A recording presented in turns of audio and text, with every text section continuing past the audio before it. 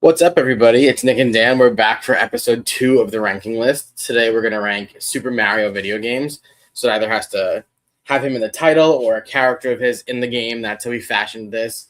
It should be really exciting. If you guys watched our Pokemon episode, thank you very much. This one should be really cool because I think between the amount of systems that we're going to go through, because we'll list the game and then the system we liked it on most, for example, stuff like that. So, it's a cool mix of a bunch of games. I have a feeling our lists are going to be like wildly different towards the beginning and then kind of come together at the end. Perhaps.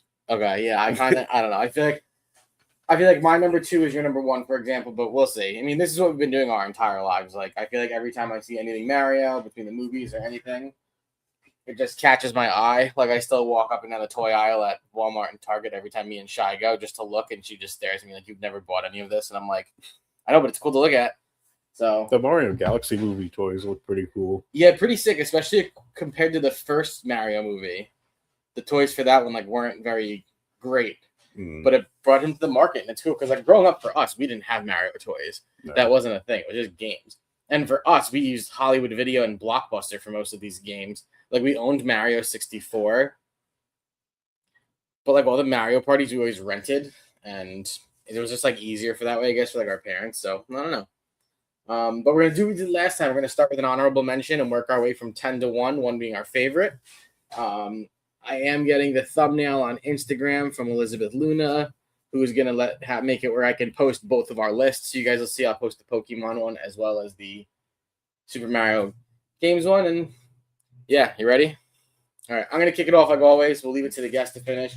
Commenting on your games if you have a favorite, if you have top 3 favorite, whatever. If we mention a game you hate it, tell us. If you mention a game you love it, tell us. If we missed anything, tell us.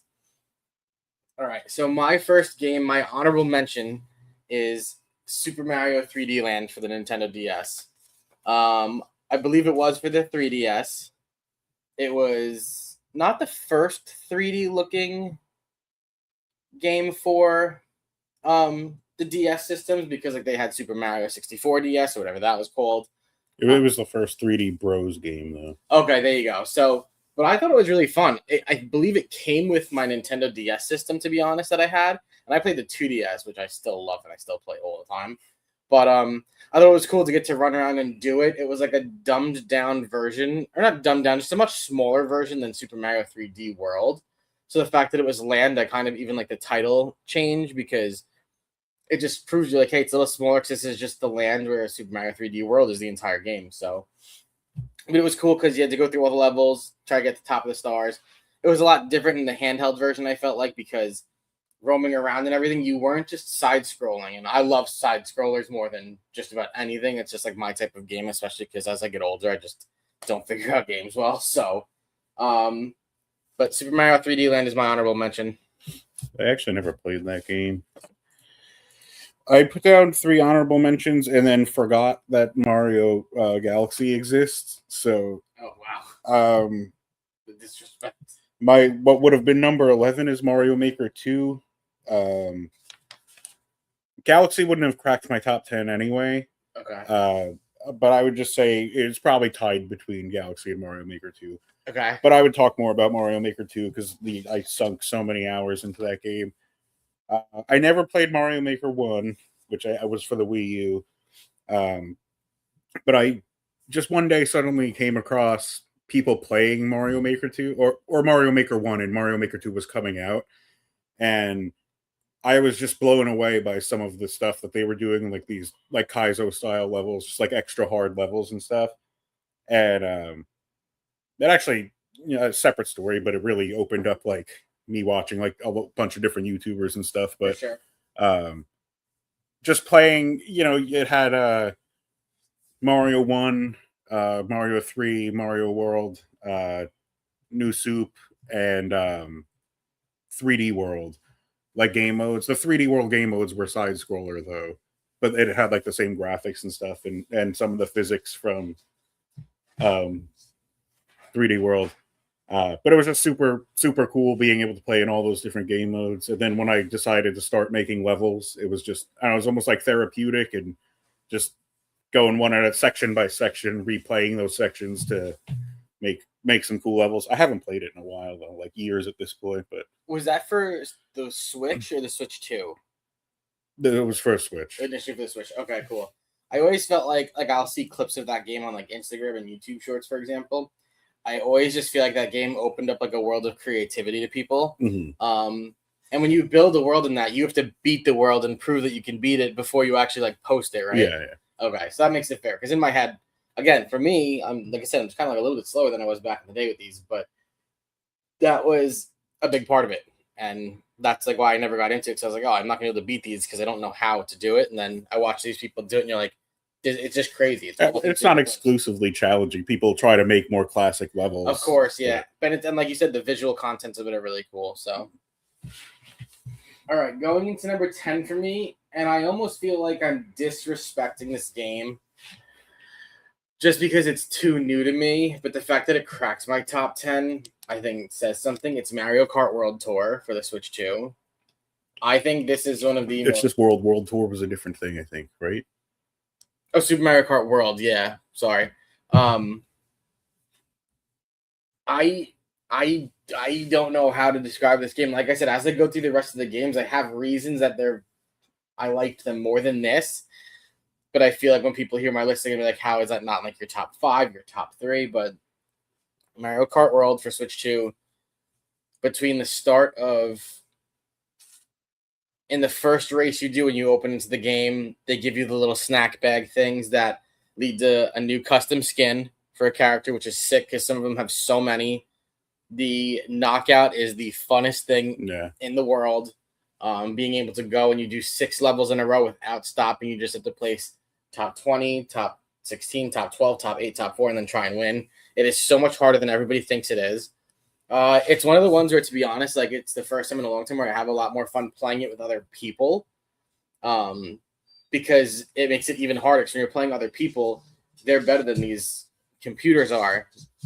So, I don't like anything that has to do with the water in that game. I can't turn. I can't control it. I do like all the features though, like the water feature, for example. When you land in the water, like the way it like bounces you and stuff, and you can use your jumps. Of course, my cat is going nuts right now. She just wants attention. And then it's just, the one thing we've talked about this that stinks is like once you unlock a new skin for a character, it's not like you select Mario and then it shows you his skins. All of the characters you have to, and the separate skins are different character selections, so you've got to like scroll. You can scroll forever.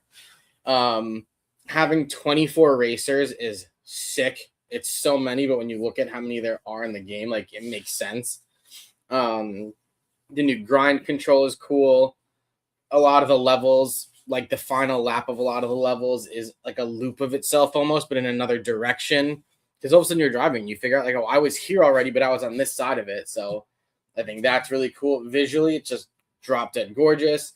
I like that they finally got rid of the custom carts, to be honest. Like you don't have to select your base, your paraglider, and your wheels. You just select your car. You can still get the specs on it, though. I love how the Yoshi skins, every one of the skins is a different color.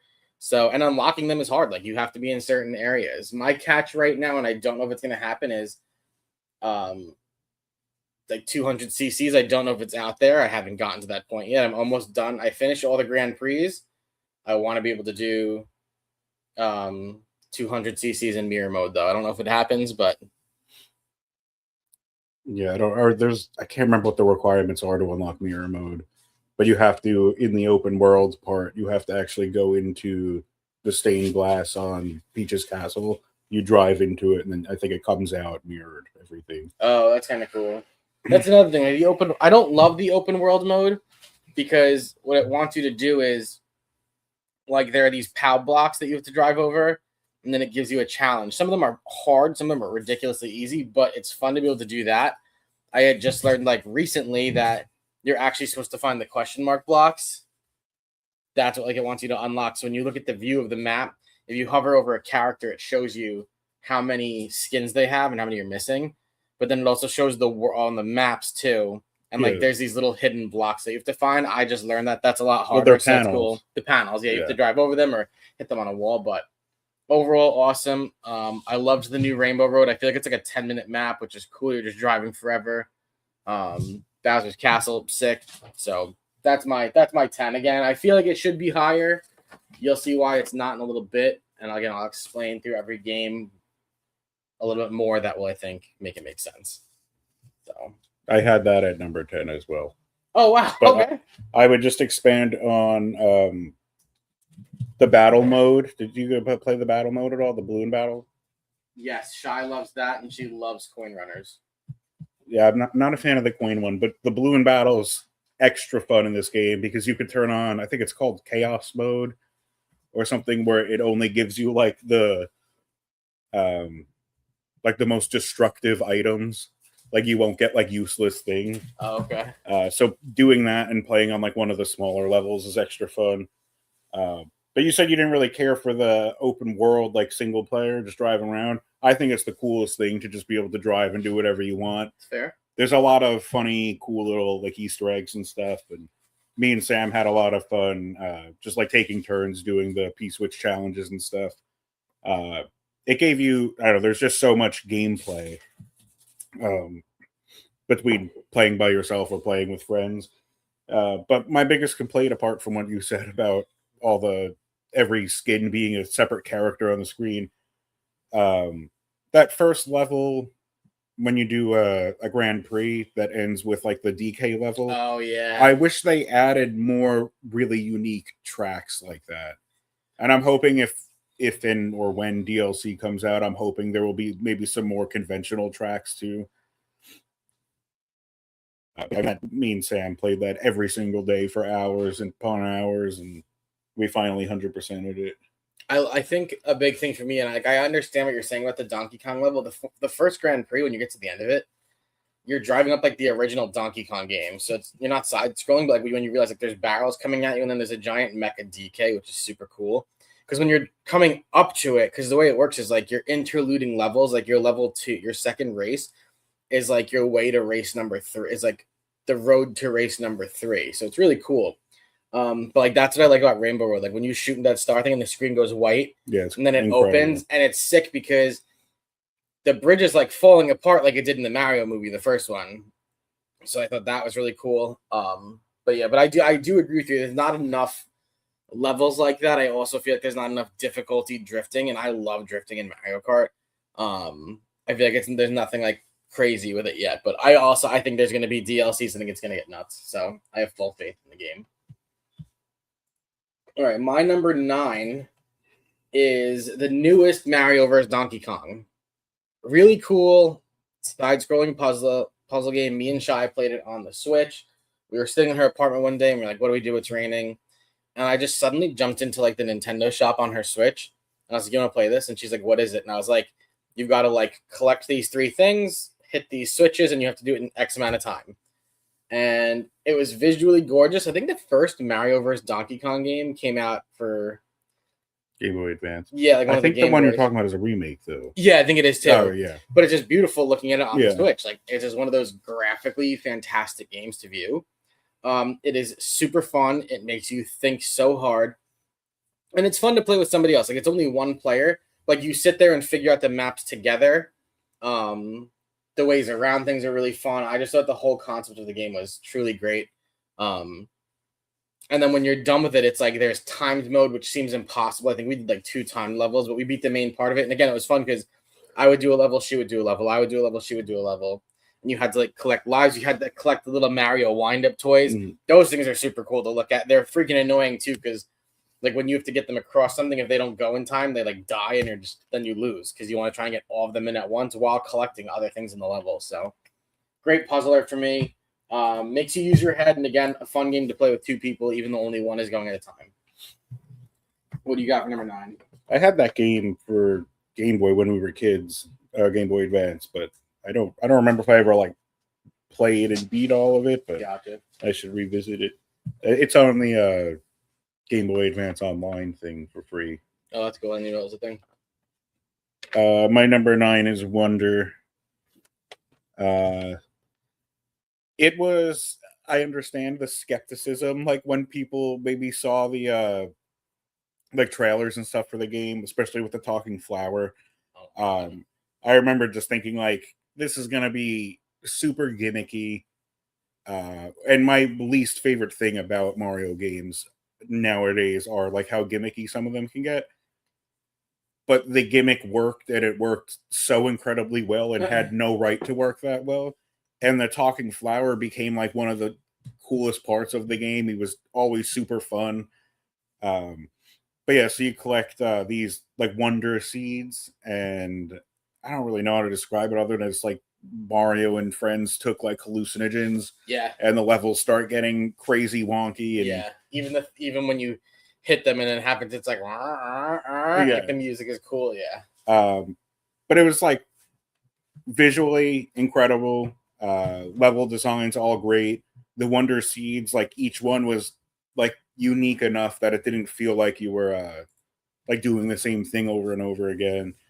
And then like the end of the game, the like last level, the like challenge level, you know, that they throw in everyone. It took me and Sam so long to beat it. Like you had to utilize like almost every single one of those badges that you'd get in the game. Okay, yeah. And I don't know, it was an incredible challenge and just so much fun. Like even like probably harder than most of the other Mario Bros games. But yeah, I don't know, we had so much fun with it. It was incredible.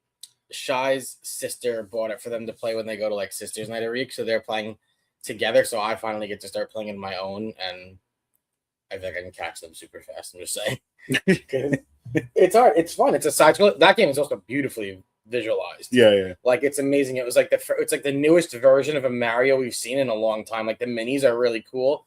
It's also cool because you play as like Yoshi, Bandit, or Toad. Maybe I don't remember.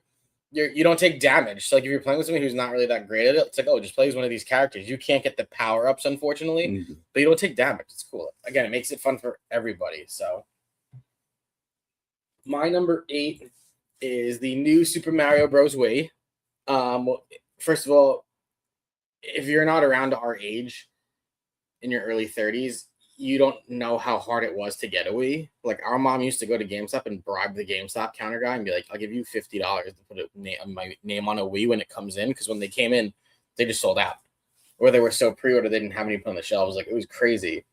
So when finally we got our hands on one, I don't know if we got Super Mario Bros. Wii at the same time, but it was like the first family side scroller you got to play. And it wasn't a big selection of characters. It was Mario, Luigi, Toad. Oh, it was 2 Toads. There was the yellow and the blue Toad. That was it. But it was a Super Mario World, and you side scrolled through all of it, and you could play anywhere from 1 to 4 players. You could pick up each other's characters. Like there were coins where it was like, how are you supposed to get that? And like to be honest, like our mom used to beat our ass in every Mario game. There was no mercy in Mario Kart, Mario Party. She didn't care if we were 10 and crying. Like she just wanted to win, and that was fine. It taught us a lot, and now we beat her. But this was one of the games where all of a sudden it came out and like she couldn't do it, and it was really fun for us because we would have to like pick her up and turn and throw her off of a ledge to get her to collect a coin for us that we needed because we couldn't find another way to do it. Or even if there wasn't a coin. Yeah, just to get her out of there. Because that was one of those games where it's like if you tried running too far ahead, like the game stopped you. Like it sucked. Your other characters became a bubble, and you used to have to like shake the thing. It was also really cool because for the Wii, you had to turn the controller sideways, which I thought was awesome. Like when I figured that out, I was like, "Oh, this is so great!" And you hold it like a regular controller, which obviously still plays to this day. Because like when we play Mario Kart, we each take a side of the Joy-Con. So, and it was cool. A lot of collectibles because you got to get all 3 coins in every level to try and 100% it. So it was one of those games where it made you think because there was hidden stuff everywhere too. Like everyone would be jumping in pipes at different times, being like, "Wait, let's check this pipe." But you're running ahead, you don't care. Like. But it was fun. I loved that game. Again, the first family side scroller for us, I believe, because I don't think we ever had a 4-player game really besides Mario Kart or Mario Party for the Nintendo 64. So that's my pick. The final Bowser level of that is incredible too. Right, that's one where he's really big and chasing you. Yes. Yeah, that's super fun.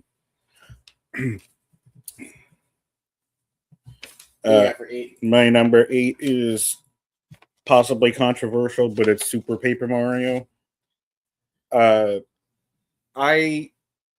Every time they come out with a new Paper Mario game, I'm just like, I look at it and I'm like, this looks cool. How are they gonna fuck it up? And this was the first one probably to be like that. because there's no turn-based combat in it, like in all the other first like two. Pokemon style where you like get hit and you go to a separate screen. No, it's like an RPG, but you run around like it's a regular Mario Bros. Game. Okay. So like you see a Goomba, you jump on it, you see how much damage it does, you get XP from it. So it was mostly side scrolling, but then like you could flip the scenery, so now it's 3D. So now instead of seeing from left to right, you're seeing forward, but you could move left to right on like that plane. And I know people hate it because it's not turn-based. Which system was this for? Wii. Okay. And you did have to utilize motion control, not motion, yeah, kind of a little bit, because the partners you got. That's another thing I think people complained about.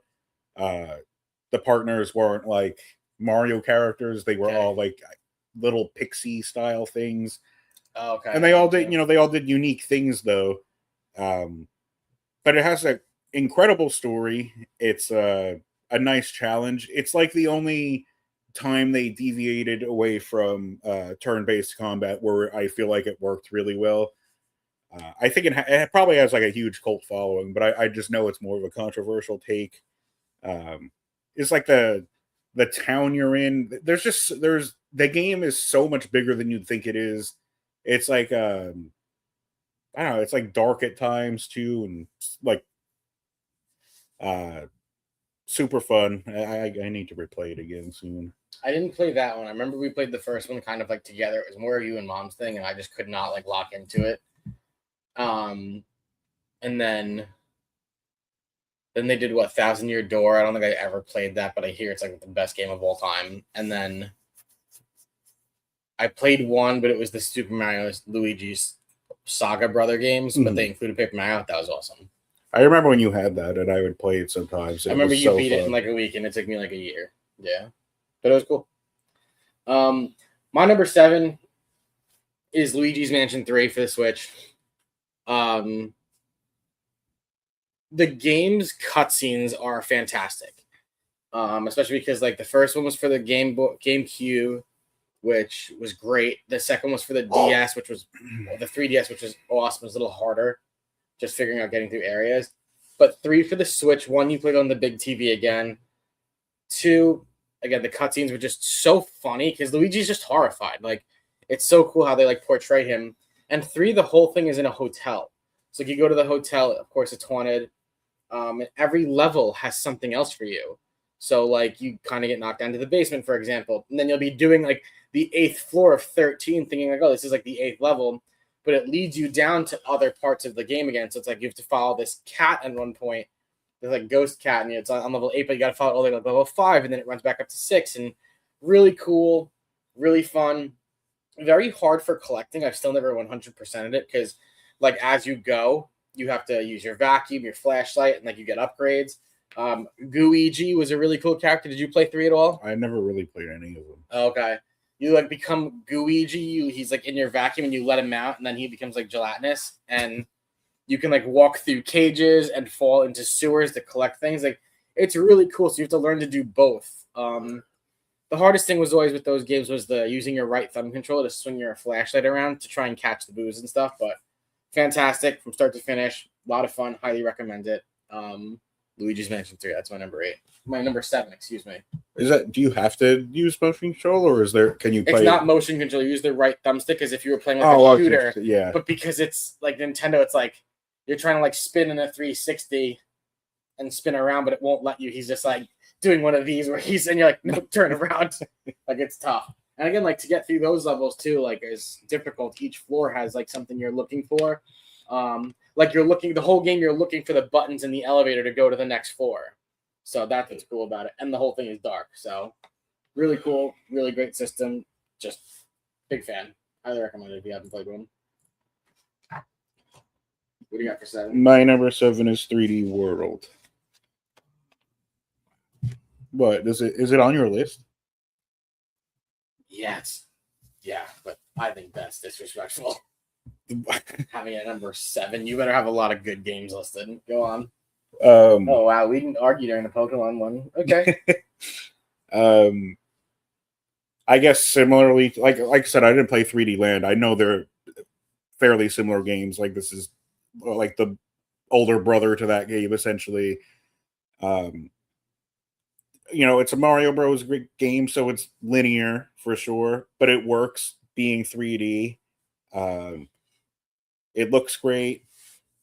Funky new power ups that were previously in any of the other games, like the acorn suit was, but I guess mostly the cat. The cat, it was the first introduction to the cat suit, which was cool because they used it in the first movie. And the like temporary ones with like the caps. Yes. There was like the helicopter one where you turned into a Goomba. Mm-hmm. It just had some of the most unique levels too. There's that like one level where you have to, I think you find one of the secrets. You're like, it's in like a sewer level, and like one of the secrets, you see a shadow all of a sudden projected on a wall, so to turn and come down. Yep. It's like a piranha plant and then a cardboard Bowser. Right. I was gonna say I thought it was Bowser, but I'm like, that doesn't make any sense. The cat suit isn't like my favorite thing, but really, like, to me, the most fun part of the game was a Champion's Road, or is it Champion's Path? One is from Land, I think. I don't remember. So that last level, and then also that last, like, what were they? Fun houses? Yeah. You had to collect the carnivals. Yeah. Things, the carnival tents. The last one of that. They were so challenging, but also so fun. Like, me and Sam sunk, I want to say, probably like a solid 12 hours between the two of those last ones to like collect everything and fully beat. I will say, though, I don't even know that this would necessarily be on my list if it weren't for her, because it was just so much fun to play with her. It was also super fun to watch her play a 3D game for the first time, because she had played like the Wii one, and she was more used to like arcade style games and side scrollers. So now all of a sudden we're playing a 3D game and she sees a question mark block. I'm like, go get it, and she's jumping, and she's so far away from the block because she couldn't gauge the perspective well enough. Visually awesome. Just every level felt so unique. The train cart levels were really cool. I wasn't the biggest fan of the Bowser chasing you last level, but the Champion's Road was just so fun and so challenging. Those levels were difficult. I'm still mad at number 7 on your list, to be honest. My number 6 is Mario Party 2. And I feel like it's probably one of the worst Mario Parties. I don't remember Mario Party 1 much. I just remember it was a slower paced game. Mario Party, obviously, as they came out, they got like better and better. But Mario Party 2 I really liked because one, it was for the N64. The levels were fun. And this is one where, depending on what level you picked, your characters changed into costumes. Like there was the cowboy level. There was a space level. That's in 2, not 3? 2. Because the cover of 2 is Mario with he's holding up a peace sign, I think, or the dice with a 2 on it for the 2 and the label, and then he's got the cowboy hat on. Yeah, okay. I don't remember much of the other costumes, but it was really cool because based on what level you were in, decided your duels. If you decided because the winner of the game had to go fight. You had to battle somebody, like whoever like the villain of that level was, because like you did like an old Western style shootout, like a draw match against, I don't remember if it was like Kamek or something, but it was really cool. Are you sure it wasn't the duels? I don't think so, because I thought it was like the one person did it. You fought Bowser maybe, or Bowser Jr., because then you also, there was like the space one where like you blasted him farther and farther into space. That was really cool. But again, I think that was the winner of the game. You had to do it. So like, so whether it was a button mash or timing, it just added fun to the game for me. And again, it was like one of those ones that like I kind of always hold memories of Yumi and Mom playing back when like she was a stay-at-home mom. So a lot of fun. I loved that game. So again, for me, it was just visually at the time really cool, and they never brought that style back where you change the suit of the players and everything. So I liked it. They brought back some of the levels though in one of them, right? And, but you didn't change suits in it? I don't think so. They should just remake that game. And I'm trying to remember what the mini games in it were specifically. I wouldn't know off the top of my head though. That's why I didn't include any on my list, because I'm like, realistically, the most fun ones to me have been the more recent ones, especially the ones where they're taking, what was the most recent one where they just took like all the best games from Superstars or Cheyenne knows what they're called. But that it just felt like a cop out to me to pick that one. Fair. So that's fair. This is where I hated this, by the way, because my 5 and 6 are interchangeable, my 3 and 4 are interchangeable, and my 1 and 2 are. Well, you're wrong with 3D World at 7. So no, 3D World is placed perfectly. So how I have it written for number 6 is Paper Mario, the original one for Nintendo 64. Okay. I do have a lot of fun. My first playthrough ever of that game, I do believe, was with Mom. So I think that is partially why I've held such an affinity towards it. I replayed it though a couple of years ago. It still holds up. It's still a phenomenal game.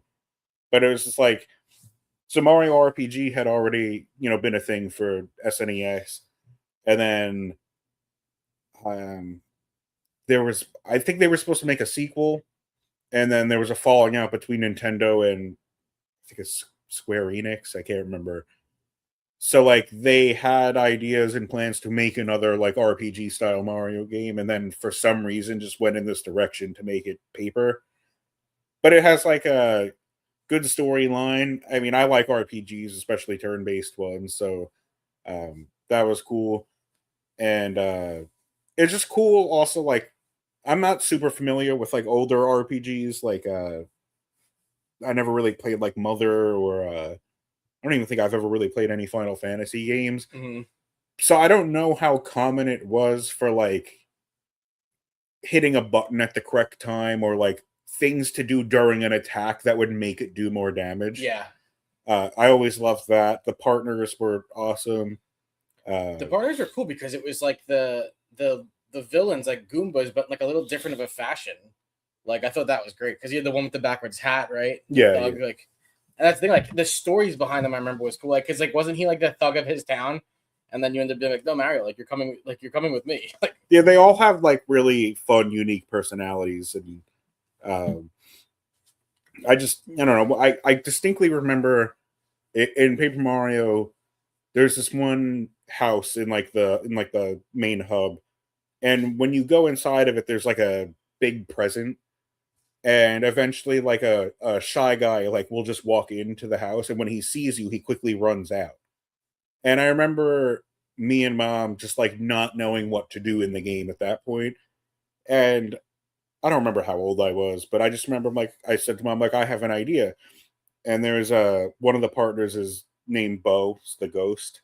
And her ability that in the overworld that helped you was she'd make you invulnerable, turn you invisible. And I was let's see if this works. So we walked into the house and I used the invisibility, and the shy guy walks in because he doesn't see you. He goes over to the present, takes the top off and jumps inside. And then that's how you figure out you have to go in that. And then you end up in the shy guy's play world or okay. I remember it. One of my favorite things about Paper Mario games in general though is that there's different perspectives. Even in Super Paper Mario, you play as Peach, you play as Bowser, you play as Luigi. In Paper Mario, you have a storyline where you're playing as Peach at times too. Gotcha. And you're just in Bowser's castle, trapped. Yes, don't you have to bake stuff? You do, yeah. You bake for this really, really fat shy guy at one point. Yes, okay. But I always thought that was really cool, yeah. Just seeing both sides of it. But gameplay awesome, art style very, very unique and strange, I guess. And just an incredible game.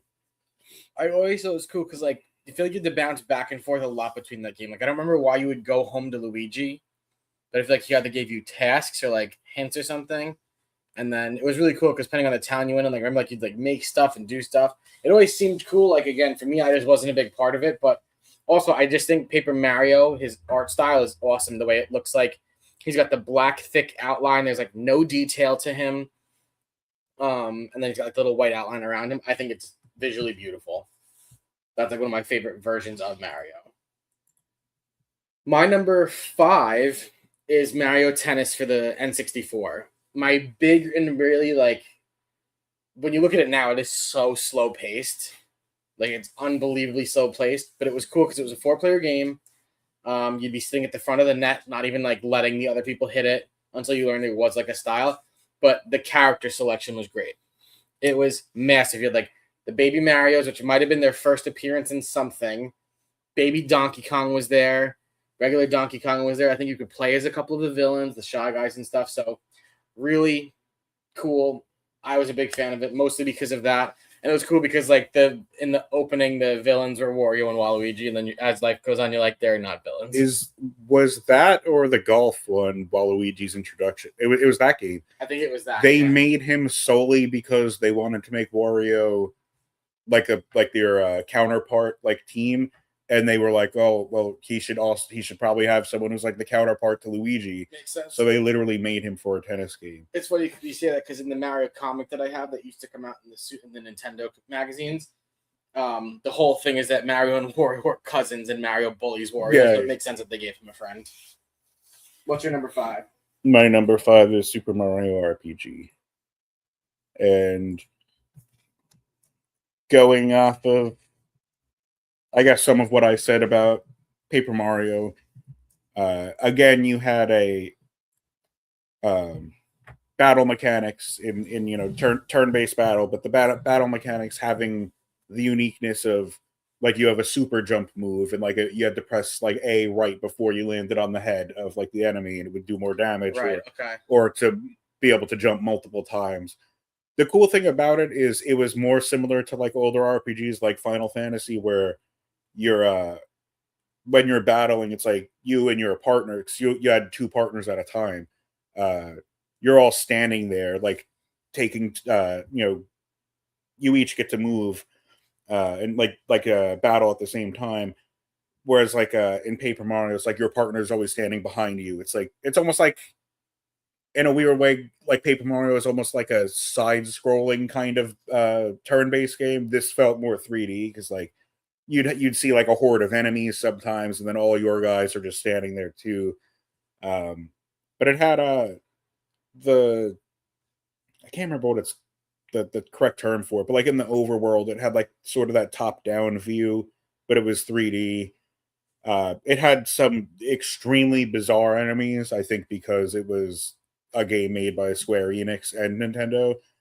So there's like some of the enemies are just like swords. Some of them are like kind of look like Donkey Kong. There's like weird plants, like stuff you never ended up seeing in Mario games again for the most part.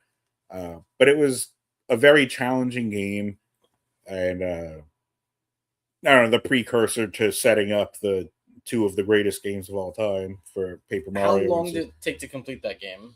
The first time I ever played it, I remember it taking me a bit because it just there were times where I'm like, I'm not really sure what to do. It's a little bit more old school to like feel, and I feel like older RPGs like used to be like more challenging. Okay. I never played that one. I didn't know it was a thing until like 10 years ago. So yeah, it's really good. They did a remake for it for Switch, right, yeah, where the graphics are updated, and the remake was really fun too. Okay. So, but yeah, it's just like a good challenge, weird storyline. You get like cool, really unique partners that again you ever hear people say they wanted I can't remember his name. It was Gino in they want him in Smash. Is he the guy that looks like Nash? Nash, he's like the kid. He's like a puppet with like a blue cloak. Yes. Okay. Yes. Yeah, and Bowser's one of your partners in that, right? Bowser. Yeah, you end up. So that's like another thing is like your storylines end up clashing. Bowser is obviously typically upset with Mario, but then he realizes, oh, there's a bigger, badder enemy.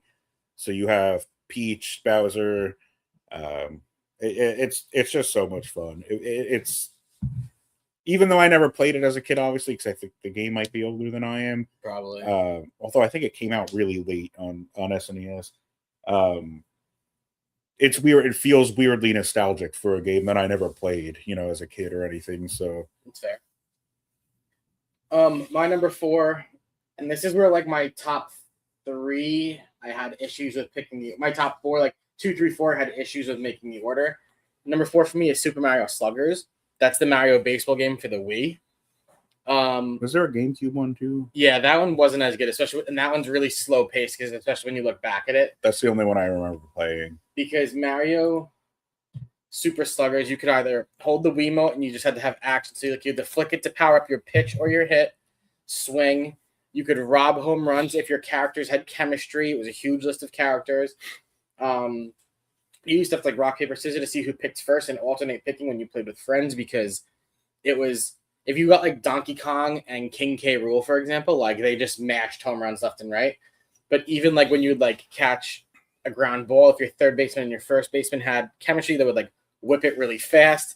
There were power-ups if the person hitting behind you had chemistry with you. So like it'd be spinning, and then when you hit the ball, like you get like a green shot, and you'd have to aim your Wiimote and launch it. And then to run, you could just like shake the controller. It was really one of those games where it's like you don't have to know baseball. You don't even have to know the characters. Like you can win with any team.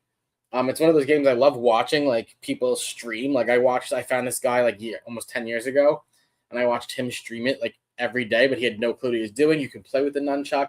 You can use the directional pad and stuff. But the main characters, your captain characters, like your main roster. Every one of those guys had power-ups. You could turn them on. You could turn them off. Like, just fantastic. So much fun. Very, like, rage-baiting and violent game. Like, one of those games like a Mario Party or Mario Kart, like, will end a friendship. But overall, it was cool. And the games didn't take long. And, like, you could win a game, like, 30-29, or you could win 2-1. Like, that's how crazy it was. So, really awesome. And, again, like, everything was just, like, emotions. Like, you wanted to throw it first, you just flicked. So you don't control the fielders at all, right? You don't, like, actually run around, or do you? You do. The players will do a shaky emote to get them to run. So someone hits a pop-up, do you move to the spot or no? If you run, if you're holding the emote, if you use the nunchuck, it's hard because you have to figure out which direction the game wants you to go compared to the ball because your view is always from the catcher. So you can use the nunchuck to run to it. That's a lot harder. Like people who do that are like those are the ones who struggle. So, but again, like that's what made it fun is you didn't have to know anything about the sport to play this and we had hours into it. There's a story mode, which is how you unlock all the characters, like Yoshi, for example, to unlock all his colors. He was in like this carnival part, and you'd go in there and you'd have to do these challenges that were quick, and you could catch all the characters in like 4 hours and then go play. And then you could play open field anywhere. They were like different game modes, like pinball kind of almost like arcade-ish. Really great. Again, one of those games that like caused a lot of trouble. So, what do you got for? I have Mario Sunshine at number 4. And I will preface this by saying it's not a very good game. It has some of the worst controls of all time for a Mario game. And there's way too many of those blue coins you have to collect. But it is... I don't know how to describe it. It's another like nostalgia game for me. Like that's probably part of why it's so high on my list because if I didn't play it as a kid and stuff, I don't even know that it would have made the list because it's just, I mean, this is what really started. I know I mentioned before, I complained about like gimmicky Mario games. This obviously really, really started the gimmick because we've never had a mainline Mario game that's not gimmicky since. Fair. But FLUDD, the use of FLUDD is so cool at times, but it's also super wonky. This is a game that needs a good remaster. They should remaster this game. All of the level designs are super cool, super unique. I remember you played through the game, right? You beaten it? Or? Yes, I beat it. You know was it Nico Bay when like you have to go underwater and you have to clean that giant eel's teeth? Yeah, that shit freaks me out still. But it just it's cool because it took the formula of Mario 64 and yes. And it's kind of like if it didn't have that same formula, I don't know what kind of game it would be. But like Baby Bowser, cool villain with the inked version is sick. Yeah, so sick. And there's just like parts of the game. Like the worst part of the game is I can't remember what the level is called. It's something village, and like it has all the mushrooms and like you could climb underneath the level, and there's like mushrooms beneath it. But the secret level is one of the coolest part about the game.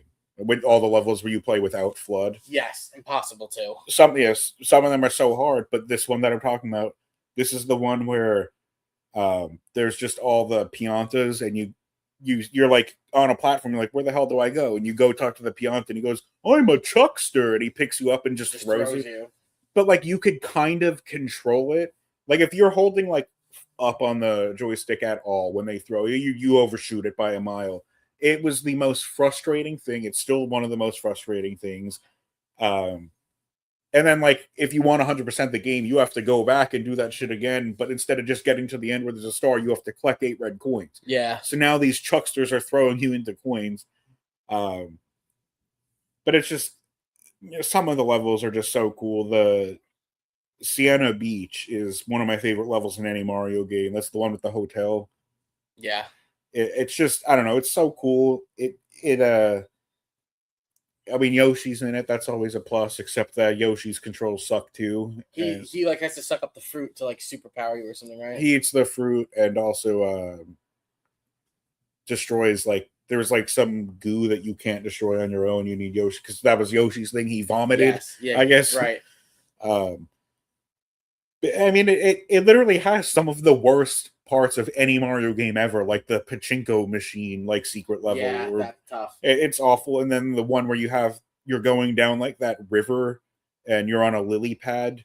Yep, and you have to turn around to shoot to direction. And if you bump into the wall like 3 times, you lose. Yeah, and I'm just like, this is terrible. Yeah. But it's just, I don't know, it's just such a fun game. I liked how the overworld of that game is where you had like run around to find other things, and then there were things to do in there too. Yeah, what did you have, like wanted posters you needed or something? Well, you had to clean up like graffiti, basically. Yes, that's what it was. But it started a short-lived trend of having a really cool hub world. Yeah, because like Mario 64 is whatever, but that's phenomenal. Galaxy, I think, had the coolest hub world, and then for some reason with Galaxy 2, there's no hub world at all. I never played 2. Yeah, I never did either. But yeah, so mine was Sunshine. We got to start wrapping this up, guys. My number 3 is Mario Kart 8. I can't imagine how many hours are logged in that. I know a lot of people say that. Like, I watch these guys on YouTube and Instagram do like these rankings of each other's favorite games, and like most of them, Mario Kart 8 is in their top 3 of all time games. It probably is. If I had to like list all the games ever, it could be in there somewhere. But it was cool because the drifting was necessary. I loved when you like went to go into a part where like the world turned upside down, for example, like you did like a loop. Your tires went from regular to flipped to facing down, and like you hovered. Characters based on their carts were for speed or control or just normalcy. Another Rainbow Road that I just loved. And then I remember when I unlocked 200 cc's and I was like, this is impossible. Is that the Rainbow Road where you're like on a planet at one point too? Yes. Yeah. Awesome. You're on like a satellite almost. So good, yeah. But yeah, I thought 200 cc's was bonkers, to be honest, because you're just flying. So like until I met my girlfriend, or I had met her long before I started dating her, but I'm watching her play and she's beating me with like baby Mario or the baby Daisy, and I'm like, are you kidding me? Like, I'm Wario because I have the speed, and she's like, you need control, you don't need speed. And then I never went back to the fast characters in that game. But I probably have close to like 400 hours logged on that on my Switch. Like, I'll look later and post it just so everyone can see. But yeah, it was hard for people because you had to drift. Like, if you couldn't drift, like that was a tough game. But really a lot of fun. I think there were only like 3 levels overall I didn't like. It was, however, one of those games, and this is where Mario Kart World takes a lot of credit, is Mario Kart World took old levels and redid them. They didn't just put them into the world. Like, they changed it a little bit, where Mario Kart 8, a lot of the levels are repeats from other games, but still a blast to play. So that game came out for Wii U originally, right? Originally for the Wii U, yes. Yeah, you talked all about it without mentioning the insane graphics. I don't know if it was like better on Switch than it was for Wii U, but that was one of the first things when me and Sam would play it all the time. I noticed is the texture. Like, the texture is awesome. Like the snow, especially. Yeah. The water in that game is one of the nicest, like, I don't know, renders of water in any game I've ever seen. And then all of the bonus levels they added for the Switch version, like Yeah, because they did DLCs and everything. some too. of them were just so. There's like that one Christmas level, and it looks so good. The Wii U, I remember doing a DLC for it, and they gave you like a Mercedes pack, and you got like 3 Mercedes cars. I was like, this is weird, but okay. And then you got like Zelda and stuff, and introduced other characters from other games, so that was fun. What do you got for 3? My number 3 is Bowser's Fury. Just Bowser's? Okay. Go ahead. It is like I used to say it was like the best like 3D Mario game they ever made. I should probably replay it because I haven't played it in 5 years. So I should have checked to see that this still holds up. But like one of my favorite things about it is it's just like kind of like an open world. Like, you know, you could see every part of like the game. But like it went back to basics. Like when I was talking about gimmicks and stuff, this went back to classics of you just get power-ups. There's no gimmick that's in the game the whole time. Okay. And I think that was one of my favorite things is like we've never really had I don't know, it might be in Mario Galaxy 2, I'm not 100% sure, but you never had like a 3D Mario game where like you just go get a fire flower and you know you're just running around with, you know, shooting fireballs. So I liked that. I guess maybe that is gimmicky in a way, but it was like more of a classic thing. And the worst part of the game is it's too short. If they made a full length game like this, it would probably could have cracked my number 1 spot. But that's the game where every few minutes like Bowser comes out and starts spewing like fire. Yeah, right? that's another part that I think holds it back a tiny bit. Is the cycle, because I don't remember. I think it's on a timer. I'm not 100% sure. But it's just like, I don't know. They created like one of the coolest games ever just from re-releasing a game that already came out. Right. And it's cool because you got a second game with it. It is short. That was a COVID game for me. I remember beating that in one night to like play this. So I said, okay. But it was cool because like you landed in the middle of this world and you didn't go into other levels, guys. Like all the levels were in that world. Like you didn't re-enter. There was no screen cuts. Like you just went to this part and found stars, which later became another game that I'm sure is coming up next for you. But yeah, and it was cool because you rode the dinosaur guy from Super Mario 3D World around the water. So, yes. Yeah, that game was sick. And again, like it's just short, but it's cool because you got it in Super Mario 3D World. It was a connected game. And like every time Bowser came out, every time you collected something, a new part of like the open world came up. So you would just go to like a platform that was a level and do a bunch of things around it. It was really fun. And it was cool because the controls were that of 3D World and less like an actual 3D mainline game. Yeah. It made you think because like you would look at part of like an island that was a level from one area. When you went to the back of it, you saw other things. Like it made you think. It was cool. My number 2, and I think it's gonna be your number 1 if it is. Let me know. I won't talk about it because we're gonna talk about it after. Is Super Mario 64. It is. I do have it listed as 1. So I'm gonna leave it alone for right now. What's your number 2? My number 2 is Thousand Year Door. Odyssey didn't make your list. Oh my god! I'm an Odyssey hater.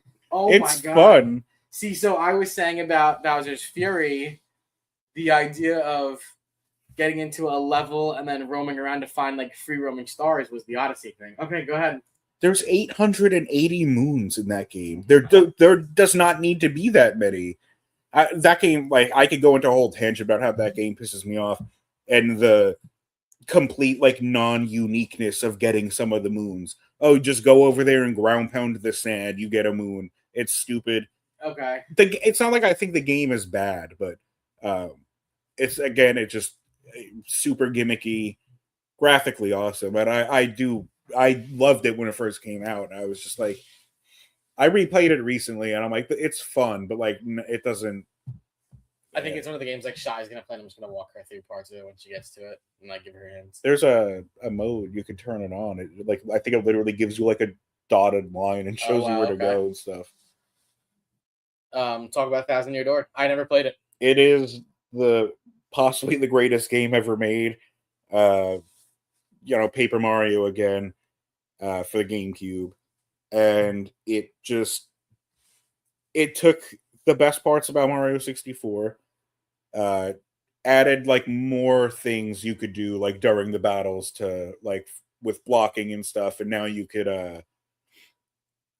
like you could block with A, but you still take damage. But if you block with B, it was like even stricter when you had the timing for it. You would not only not take damage, you do like 1 damage to the enemy. You counter. Yeah, counter. It has a much better storyline, like a storyline that never needed to go as hard as it does. Even just like the main like hub world in that game is you're just in like this really shitty town. Like how many Mario games do you know where you go in and there's gallows? Like it's crazy. You're just in like this awful town. Like people are literally like you get robbed. Like one of the first things that happens in the game is you get robbed. But it just I don't really know. It's a very big game. Like the world that it was like it built, like that story is just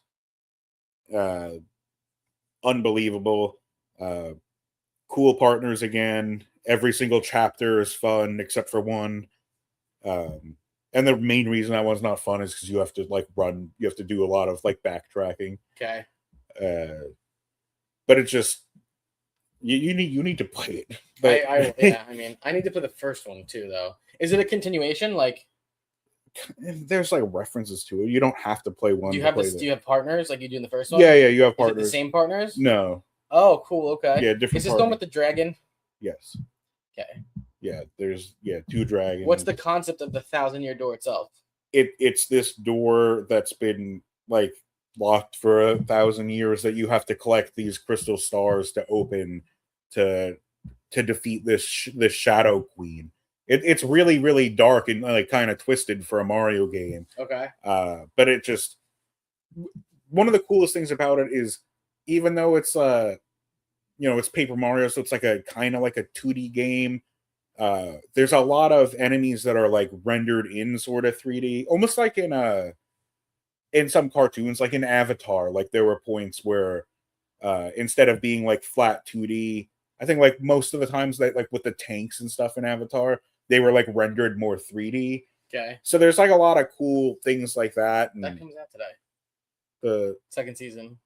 I saw a preview where Toph is fighting in sand, which makes absolutely no sense. So I don't even know if I want to watch it. Come on. She's standing in sand, fighting and beating the boulder.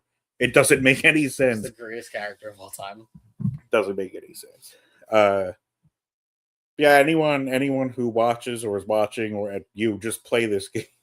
Okay. The first Paper Mario was on the Switch Online thing for the N64. Okay. And then they recently remade this or like remastered it for Switch. Okay. It just runs at a different FPS, but everything else is pretty much the same. Okay. Oh, and it has the update. It has the more updated Paper Mario look. Oh yeah. Which was cool because I enjoy that. But okay. My number 1 is Super Mario 3D World. It is my favorite game ever. I remember when Mom got me the Wii U for my birthday. I did not expect it. This didn't come out yet. It had another Mario side scroller. Like it did all the remakes at that point. That's like when it kind of started the remakes. And to 100% the game, every level had 3 green stars. You had to collect those stars. Every level had a sticker. You had to find the sticker. Every character, so you were Mario, Luigi, Peach, and Toad had their own thing. Mario was a regular basic character. Luigi's thing was he jumped higher. Toad was the fastest. So like when you hit something that had a timer with coins and a star thing, like you needed Toad. Peach floated when she jumped. You could like hover with her. That's actually all in reference to Super Mario Bros. 2. Oh, is it really? Mm-hmm. And then if you had Mario Galaxy played, if you had Mario Galaxy played on your Wii and you put Mario Galaxy in your Wii U, because it would let you could play the Wii games, you got Rosalina, whose power-up was like she had a spinning attack, which no character ever has in those games. You're just basic. To unlock, every time you did something, you had to unlock another new world. Climbing with the cat was cool. The final level is still awesome. I watch people do it. It's crazy that people can do it without any power-ups. I had to do all of it with the Tanukis because to 100% the game, you had to take every single character, and all of them had to hit the top of the flags. Yeah, it was. So It was I would just annoying. go through it as whoever, and then whoever wasn't at the top of the flag, I would then take Luigi and do the whole game, for example, and just go through whichever ones he didn't have. And it was fun because you ran through it so many times. It's another game for the Wii U that I have a lot of hours on. For the Switch, I beat it again, but I don't think I 100%ed it yet. The train, like you said, was awesome. Plushie is awesome. Yeah, I'm not gonna dive too. It's just my favorite game. Like I think you kind of left out a little bit on it, to be honest. But I thought number 7 was truly crazy because I also think like the cover alone of the game is really cool looking. Like as stupid as that sounds, which we'll show you guys in the thumbnail. So I think I have it out. So, but yeah, like even the final level, like you race to the top of this thing and you hit this huge bell to attack Bowser, who then I think becomes a cat. Then you have to race down the level, get out, and then you think it's over, and then like you go into the fight. Just really cool. Each character, like certain parts of levels, had like the character's like little logo, and you had to be that character to hit that button. I forgot. And then unlock something. Like really, really cool, really fun. Even the overworld of that, because you just run around the little mini map and select your worlds. Those had hidden things. Yeah, I don't know. I would play this game any day of the week. If somebody's like, "Hey, you want to play?" I'm down because again, favorite Mario game of all time. It was hard to put up against Super Mario 64, but I have more hours. So, go ahead. That was your number 1. That was my number 1. You had a very strong feel like about me not having Odyssey on it, and it's not even on yours. No, I only played it the one time, and I didn't 100% it. All right. Well, number 1 for me is Mario 64.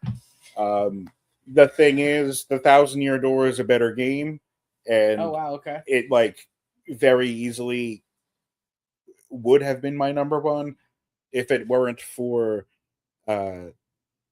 just the mindlessness that goes into like, oh, I'm bored or I need to kill time. I could just throw Mario 64 on. Yep. But it's first 3D Mario game. I think it was like the first leap into 3D in general, really, for like games in general. Yeah, because there was that, and then for the 64, it was that Zelda game. Ocarina of Time. Yeah, that was number 1. That was the first one. But yeah, so the jumping into the pictures, every level like being unique, 6 unique stars and 100 coin stars. Seeing just like cool little things like seeing like where the wing cap would be, but like seeing it's like see-through red, implying right, like you don't have this yet. Yeah. The secret stars is really cool. I feel like I remember when we were kids, like Mom and Aunt Linda would call each other and be like, right, "Hey, did you find one of these?" And yeah. Dire Docks is with the levels coming and going, the water levels up and down. No, that's Wet Dry World. Okay, initially a pain in the ass world. Now I love it. But yeah, I used to speed run it. I would do 16 star. I love watching speed runs of it. If you ever want to watch something insane, just watch a section of a speed run of someone doing TikTok clock. It's crazy. That's one of my hardest. That and the carpet level at the end. Yeah. They recently figured out how to do what's called carpetless, which you like the big house thing at the end where the carpet takes you to the top. So you could ride the carpet and get off on this ledge at one point, and you could do like this very specific triple jump and wall jump and get up top. Oh my god! It saves an insane amount of time. But the thing is, especially if you do 120 stars, it's like one of the last stars you're getting. So if you mess that up, you just wasted an hour and 25 minutes of your rod, an hour 30 minutes, and start over. I like how every star, because when you entered the level, it would tell you what the next star was, and if you found one accidentally, it like skipped over them. But it was a hint to what you needed to do or where you needed to go to find the star. Yeah, and same thing with Sunshine. They were okay. So part of why, like, another thing that separates those two games in Odyssey. Sunshine, the hard part was with the 100 coins, because every level had 100 coins. Only you had to go into certain parts of the shines. You had to pick which one had the most coins. Like, that was crazy. And some of the specific shines that like had different blue coins you could get. Yeah, right. Where this game, the level never changed I think the lowest amount, I think one level has like 106 coins though. So like Is it the one where you start off in the end, you drop into the water, and you have to swim to Bowser submarine? That does not have a lot of coins. there's not a lot in that, but it's pretty easy to collect them because they're all kind of stationary in that one. So Yes. but like, so the thing is, part of the reason this is number one for me, and like I rank it above Thousand Year Door, and like I don't even know if this is cheating or not, but ROM hacks. I have you always played talk about that. like at this point like hundreds of ROM hacks, and some suck, but I've played a handful. I want to say there's like a good solid 5 that are better than Mario 64. That's cool. So because this game is so easy for people to make ROM hacks of, it's almost like a never-ending game. Yeah. But like I don't know, it's nostalgic. It's like it reduces like my anxiety. It can kill time. Every time me and Sam go on a flight, I play it. I'm like, we'll see how many stars I get before the plane lands. Yep. Intuitive, but like I said, it's, if you take away the fact that there's so many good ROM hacks of it, Thousand Year Door is my number one. But the fact that, you know, this game exists in and of itself as a good game as is, but people are able to like add some of the coolest things to it like you'd ever see, and I don't know, that's why it's number one. It's cool that it's the 120 stars. It's cool that when you get the last star, the cannon opens outside and you're like, what is this for? And then you learn to shoot to the back of the castle, and there's Yoshi who flies you around and gives you 100 lives, right? Yeah, and he has a typo in his speech. I didn't even notice that. Like his text box. I can't remember what it is though. There's a typo in it though. And that's cool too, because the 3 stages of Bowser are cool, because the first one is like simple. The second one is when he jumps in the board tips. Yeah. And then the third one is when it breaks into the star. So like, and those are hard because like if you don't get Bowser near an edge and you have to run behind him and you're limited on space, like those were all really cool and really fun. Because when you beat the third Bowser, that's when you learn like there's so much more to do. So, and it's cool because like there's just hidden boards places. Like you can jump into that one clear wall, and that's what is that? Oh, in the basement you can run into the sand wall. Like just for example, really cool. Playing it back, sometimes I'm like, crap, I don't want to do this level. And then you do it in like 30 minutes flat, and you're like, all right, that's out of the way. I don't have to come back here. But yeah, it's Super Mario 64 is probably one of the greatest games ever made because of what it led to, for sure. I'm still low-key upset that the first 2 movies didn't involve the pictures. I'm hoping that if they do another, like they somehow get that involved. At least some sort of nod to it. Yeah, right. And that's the thing, is it's like, hey, like we should do that. I don't know. That's my thought too. So, yeah. But and it's cool because like a lot of the levels have like different villains and things to do. Like you fight King Boo on top of the haunted house, you throw Bomb Bomb off, you race Koopa, all those things. And it's cool because there's only the 3 power-ups. There's the flight, which sucks to use, metal, which sucks to use, and invisible, which kind of sucks to use. Well, you don't even need to use the metal one ever. That's fair. That makes sense. That's what we got for you guys. I think I already put it on your. Let's see. I did. So let us know what you thought of the lists. All right, we went through our honorable mention, the 10 for Super Mario games. Let us know if you had any of these on your list, if you hated any, if you disagreed with us, if you disagreed with our positions for them, things like that. Drop a like if you enjoyed the video. And that's all I got. You got anything else to add? No. This is a cool one. This was a hard one because when I was like listing the games, I was looking through Mario games. There's just so many. But then as I went, like last time I had 35 Pokemon, I think, to knock down to 11. And this time I had 12. So, and I'm trying to think of which one of these didn't make my list. Oh, I figured it with Mario Galaxy didn't make my list. It wasn't hard for me to narrow down which games were going to be on the list, but the placements for them as well. Yeah, exactly. All right, you guys, thank you for hanging out. Again, let us know what you thought. This week, I'm hoping to get that thumbnail back so that I can show you guys the Pokemon rankings and then this ranking, and then we'll figure out what episode 3 is going to be. So enjoy your Friday. Enjoy your comics.